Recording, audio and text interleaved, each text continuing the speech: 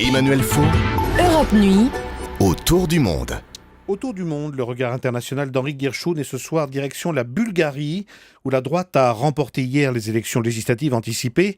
Du coup, l'homme fort de cette droite bulgare, Boyko Borisov, devrait retrouver son poste de Premier ministre 1 an et demi après les manifestations qu'il avait chassées du pouvoir, Henri. Oui, Emmanuel, on peut tout reprocher à Boyko Borisov, son style de brute, son populisme, sa démagogie, son absence totale de colonne vertébrale idéologique, tout sauf son sens des rapports de force et cette confiance inoxydable qui est la marque de fabrique de l'animal politique.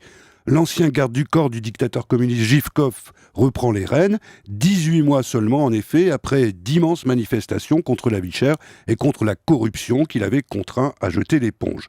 Mais ce retour est loin d'être aussi triomphal qu'il l'espérait.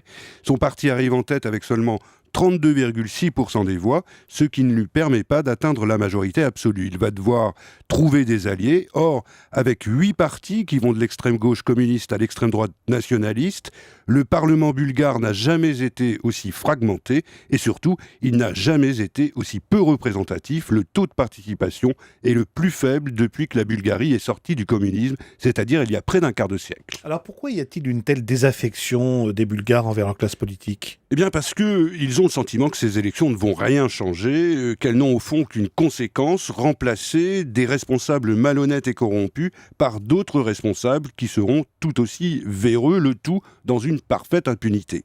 Et comment leur donner tort ? Ils avaient chassé Borisov, il est de nouveau en piste, il avait été remplacé par un gouvernement technocrate soutenu par les socialistes, et c'est devenu presque pire. Il avait été remplacé par un gouvernement technocrate soutenu par les socialistes et c'est devenu presque pire. Aux yeux des Bulgares, rien n'a changé. Les grands groupes, les puissants, les pourris conservent leurs privilèges.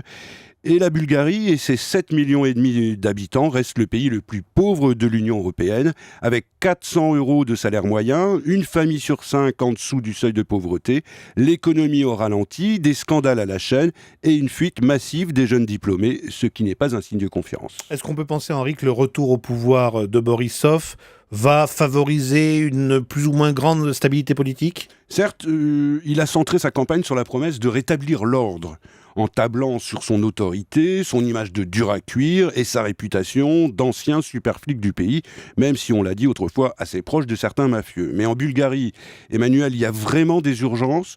Bruxelles a suspendu le paiement des fonds européens pour cause d'irrégularité. La CCB, la 4e banque du pays, est fermée, en quasi-faillite. Et il y a aussi la crise ukrainienne qui menace la fourniture de gaz cet hiver. Hélas, sur tout cela, Boyko Borisov n'a jusqu'à présent pas dit grand-chose, ce qui n'est pas vraiment rassurant. Le retour de Boyko Borisov en Bulgarie dans le regard international d'Henri Guirchoun. Merci Henri.